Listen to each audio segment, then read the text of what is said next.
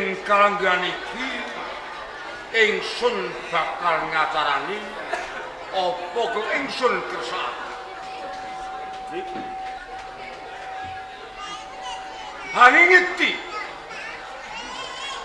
hanimbang sarta hamutusan. Haningeti ingsun kuwi wis lalu mangsa ing kayusuwan.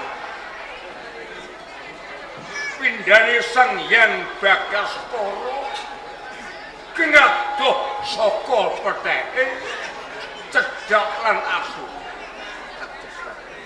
Hanimbang yo tehyo ingsun bakal lere keprabon.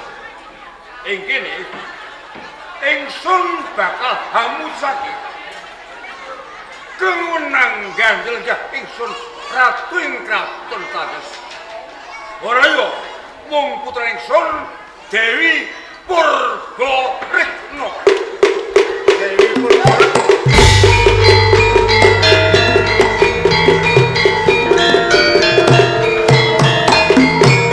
Rewecalipun Sang Prabu kados ngaten. Kula namung dapur abdi, kula namung dhewek.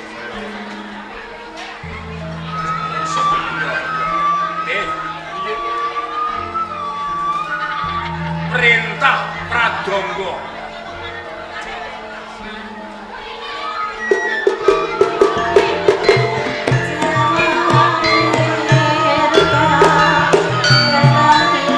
Nuwun sewu, kepareng aja atur sinten, mbok bilih atur kula kirang mranani dhateng penggalih tentenan dalem. Kula nyuwun agungé samudra pangaksa. Darbiatur apa kuwi? Menawi panjenengan badhe jumenengaken putra putrinipun dados ratu wonten ing Tadas, menapa boten langkung prayogi rantos ingkang kadang Gorawangsa sing Sareko. Halo, Kowe kuwi mung sak dapur Temenggung. Monggo sing duwe kuwasa kuwi Sang Prabu Purbarekna. Lho kowe kok dadak mundak sing kaya ngono. Kowe kepengin duwe kuwasa ngono kok piye? pangapunten sanget Gusti Patih, jalaran ngemuti Pangeran Gorawangsa ugi kagungan hak waris wonten ing Tadas. Jalaran medal sakmangke rak dereng rawuh kontange palenggan pangeran.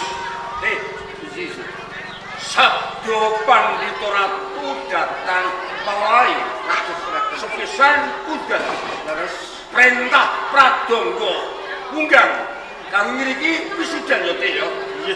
Pradangga munggang kinen ngiringi jumenengan ratu ya. Sampun kawitan.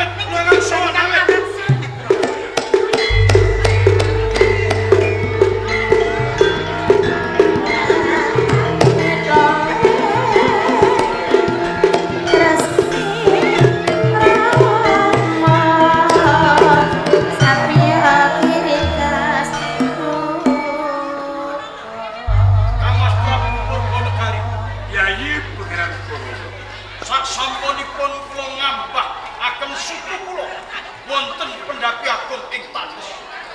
Kula mireng sorak hambata rupa. Gendeng hukum kaping 3 mertandakaken wonten ing Tandes wonten salah satunggaling pinisuda. Bener ya panjenengan. Kuangmu Purbalekuna. Tak lenggake iki ratu ing kraton Tandes ya. Kulunan kula Purbalekuna dadi ratu.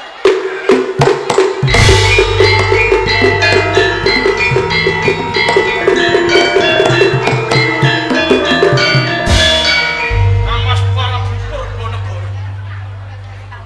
Kedahipun dede pulan kula si Purbalekuna.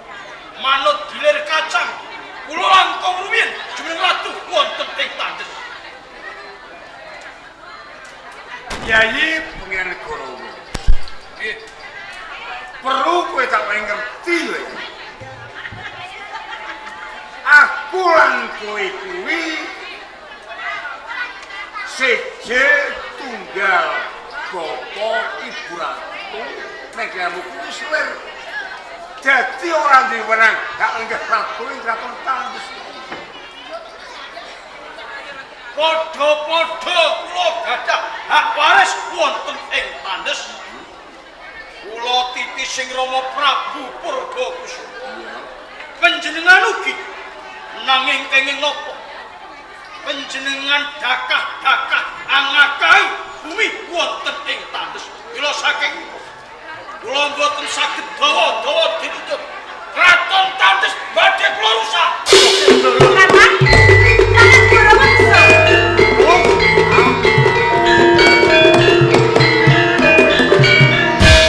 Kados katon pangandikanipun Kakang Gorawangsa. Gung, Sabda katimbalan ya. Gorawangsa kuwi tinggaling gajah. Kowe sradine Ngaten. mung durung adoh tuwuh lahul jan hari ing Tandes ya. Kepareng nyuwun pamit.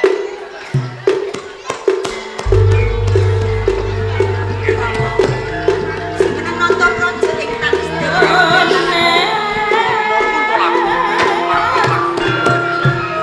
prayu pangan sakit dalam Pura Prabu. Nuwun sewu sampun. Ing semu ingkang kadang Gorawangsa kados katon pangandikanipun ngancam langkah teman wonten ing Tandes. Menawi pun kepareng kula badhe ngirim berkatan badhe ngadepi ratu. Oh, parangake ya pakai. Lanjut. Ayo balikan. Sabda kagungan. Matur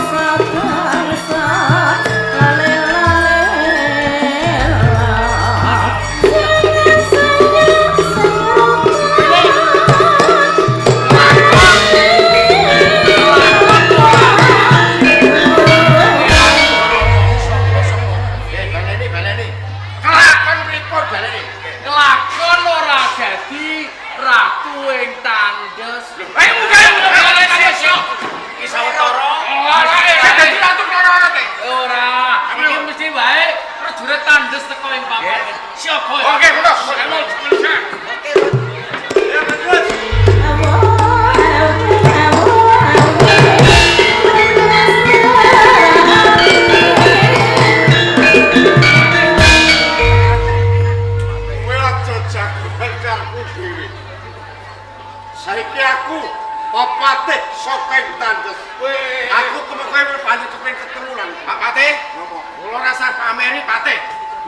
ratu sing sakniki kan medun. Kudu medun. Aku medun.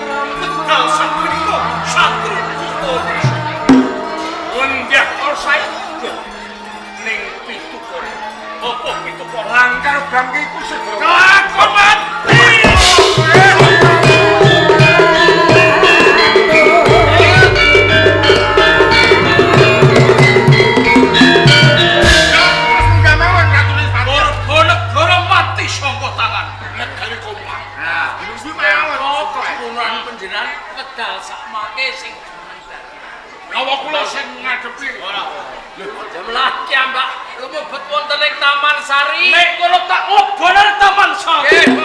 Ayo, jalan